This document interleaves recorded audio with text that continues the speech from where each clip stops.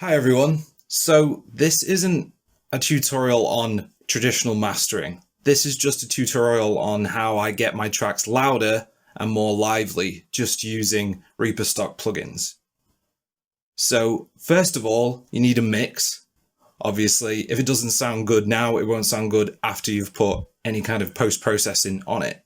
So make sure everything's in the green. That's basics.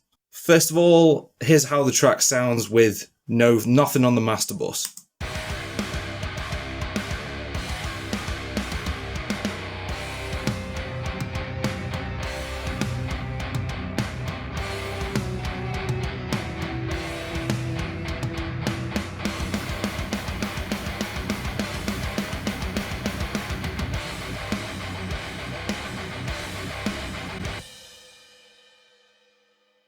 And here's how it sounds with everything on it.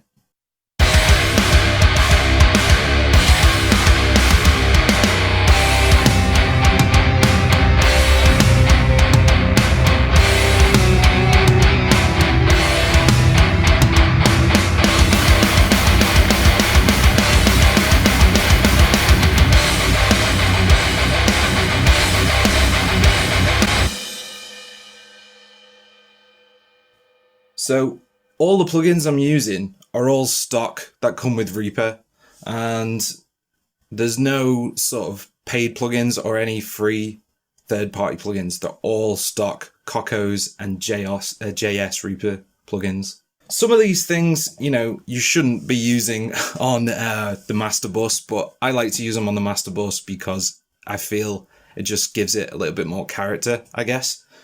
First, I've got the re-EQ, looks something like this. I'm cutting out some super lows.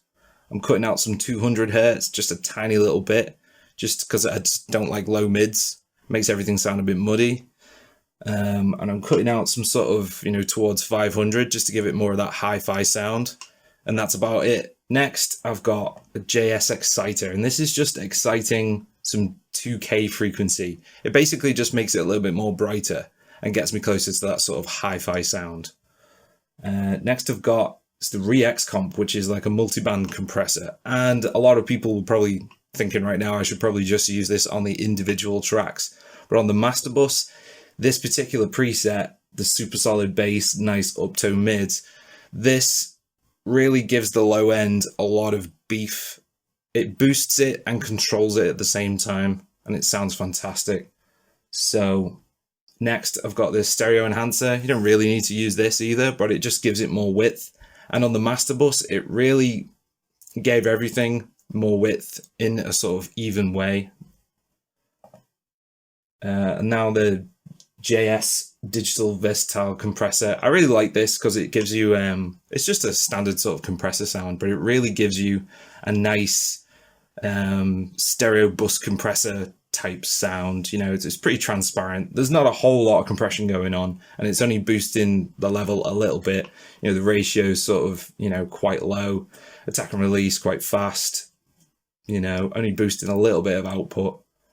And this is where most of the level comes in. This really boosts it a lot. The Event Horizon limiter clipper. It's fantastic. It's a brick wall limiter. If you don't know what those are, basically, when it's set to 0, it's sort of neutral. And as you bring the volume down, mine's currently at minus 10.3, it'll raise the volume without it going past 0 and peaking. And it'll give you a nice limited sound. I put the ceiling at 0.1 dB.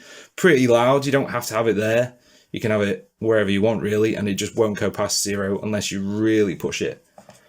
And then finally, I've got another limiter. I'm not too sure if you're supposed to do this really, but it's just a master limiter on top of the brick wall limiter, and that's just giving it a little bit more level, and it gives it a nice pumping sort of effect. You don't want it to pump too much unless you're into some hardcore dance music or something. But this just gives it a nice, sort of finished radio type sound, I guess. Nothing too out of the ordinary in terms of settings. Fairly fast attack and release. So basically I'll turn all these off and then play the song, and I'll show you how it sounds as I turn them on. So they're all off, and then I'll just turn them all on individually and you'll see what's going on.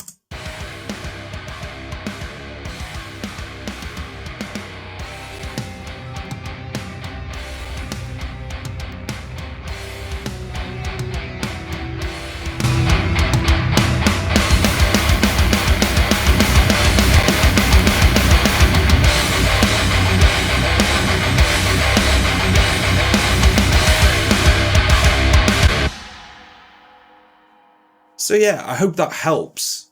I mean, I'll just go through them all again. These are all the settings I use. I'm by no means a professional. I've just sort of figured these things out over the years. I've been using these settings on probably about a year's worth of videos, and it seems to work for me. It's not that super compressed modern sound that a lot of bands go for. It's a little bit more dynamic. And I really like these Reaper plugins because, for instance, the Brick Wall Limiter, it maintains the transients a little bit better than other plugins I've used. And this is for people who have only got Reaper plugins and want to use them to good effect. Thanks for watching, guys. I really appreciate it. And subscribe if you want to see more metal related stuff. If you want to hear more music, there are links below. And I'll be back soon with a video on something else. So until then, ciao.